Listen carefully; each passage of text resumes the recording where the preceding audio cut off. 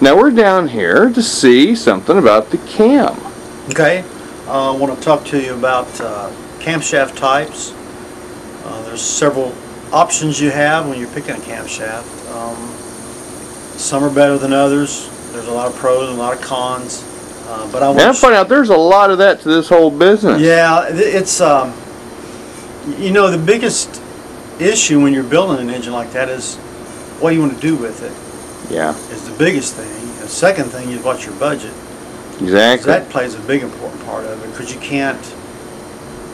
If I'm drag racing and I ain't got no money, I can only do so much. You don't want a 13-to-1 roller cam motor drive to the grocery store. No. You know, on the other hand, you don't want a 8-to-1, you know, 4-cylinder to take the drag strip. So, it just doesn't work. It just depends on what you want, how much you got to spend, and because you can't blow all your money on a real good set of heads and not put anything else with it. Right. So it's a balancing act. A little bit of creativity. Somewhat, and you can use a lot of. I mean, Ford, Chrysler, and Chevy, and all, and they make good stuff, factory stuff that's still around, unless you can afford to buy good stuff. Especially cylinder heads. Cylinder heads anymore is aftermarket's just light years ahead of anything. Yeah, I know. Well, they got those CNC mills, man. They can spend all day making really cool heads. And even as they're cast anymore, they cast them as good as they were ported, which makes sense. Right. If you have a good port, why not copy that and make it right in the casting? Exactly. And that's what they're doing now. So, but back to the camshafts. There's two kinds of camshafts. One's called flat tappet.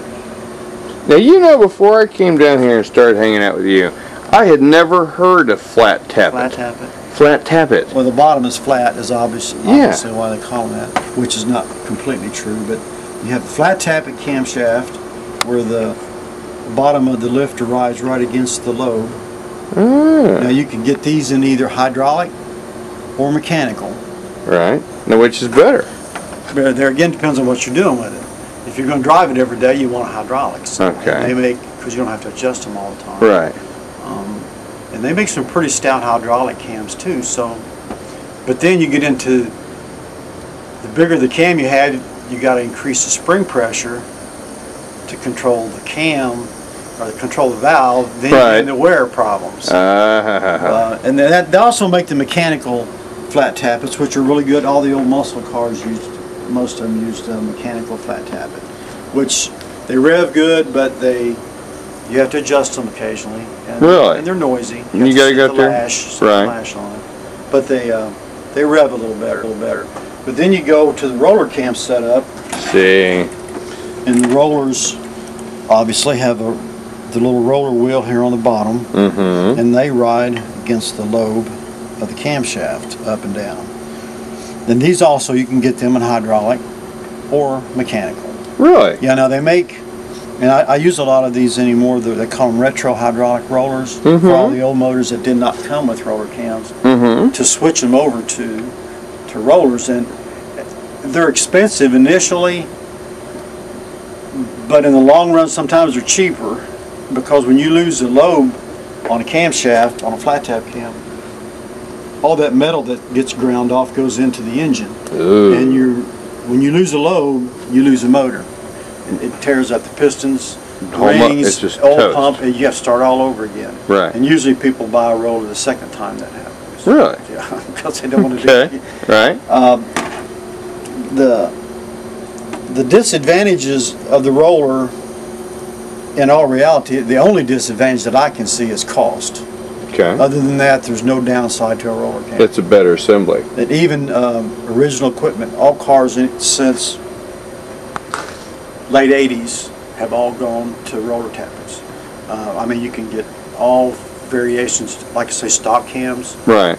And all the manufacturers use roller cams now because they don't have warranty issues with camshaft failures. Right. So that's the only downside to a roller cam. These are a little costly on the front side.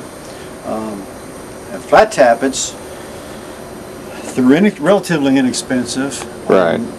For a reason. For a reason. Well, they've made them since whenever Christopher Columbus came over. Or whatever.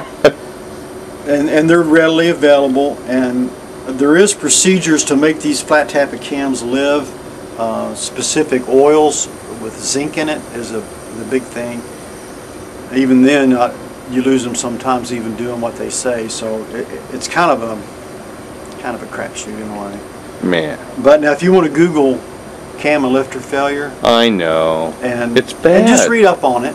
I know, it's awful. I have been. I've been looking a little bit on YouTube, and it is. But you need to be aware of it, because it may happen. You know, it could happen. Well, you know what's awful? I mean, they should be good parts, but I guess we're getting bad parts. It's hard to tell. They took the zinc and I think it's phosphorus out of oil. Right. And supposedly that's what's tearing them up. What the zinc is real important for this friction, because when that lobe passes over and raises that lifter up against the valve spring, you know, hundreds and thousands of times a minute, all that friction is concentrated right there. On that little spot, right. And the zinc supposedly sticks to this real well and keeps it lubricated. Makes sense. But you can read up on it. I use a lot of flat tappets and have had good success with them. However, I use oil with zinc in it. And all the major cam manufacturers make additives for it. Break-in procedures is extremely important on a flat tappet cam. Because you can't make no mistake. And right, there's a procedure you have to do to give you your best shot at it living. The first 15 minutes is critical. If they're going to fail, they'll fail a lot of times in the first 15, 20 minutes. Sounds like having a baby almost. If we get it past the first 15 minutes, it'll live. It's out of here. But you can, like I say, you can get on the internet and look up cam lifter failure, and it'll give you procedures. I'm trying to come up with the roller stuff. They're costly. I know, they're kind of pricey. They're kind of coming down too. Yeah. They make them for, they call them retro kits. They make them for Chevys and Fords and Chryslers, and you can even special order stuff.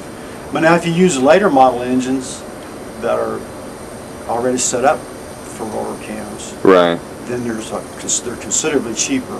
Like the LS motors, they're all roller cam anymore. Right. All the small block Fords and stuff are roller cam motors. So all them little Mustangs out there like all that. All the 5.0s. Right. And they're like the Chevys, they're relatively easy to switch over.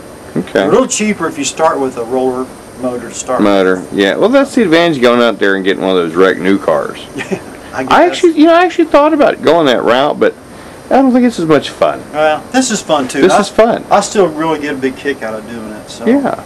And then there's rocker arms are the same way. The stock rocker arm ball pivot, fits over the stud, and it rocks back and forth. And there's not really much to them. No, they're real basic, but this is really a lot of friction in here. You ain't joking, it is. I've seen them tear up bad, boy. Scrub against there in the push-rod hole. And you have two push-rod holes half the time. I've been there on that one. Versus a fully roller setup, which there's roller bearings on each side of this. Yeah, that looks nice. And it pivots on roller bearings. Right. And then the tip is also in roller bearings. It'll reduce friction, reduce oil temperature. Will it? Yeah, from the friction, because oil is really... Does it help with like oil breakdown also? It's more of a coolant than it is lubrication, believe it or not. Right. The oil sucks the heat out of this stuff and pulls it away. Right. And to keep them cool. Because when the metal starts getting hot, it start getting soft and it'll gall and stick together. So all this stuff here also reduces oil temperatures too. Okay. Because you can imagine the friction of this over the nose of that camshaft. Oh, you know it's got to be crazy. I don't see how they stay together anyway. Versus when the roller part goes. So there's some options for you there too. Well, now I definitely like that roller option. I like that. That even, and those motors look good too. I mean, nobody can tell once you put the valve cover on, but when you're putting it together, all your buddies go ooh, and you gotta love the ooh. Yeah. Ooh. Those are cool. All right, man. Well, thank you for the information, and look forward to having you more on Cruising with the E-Rider.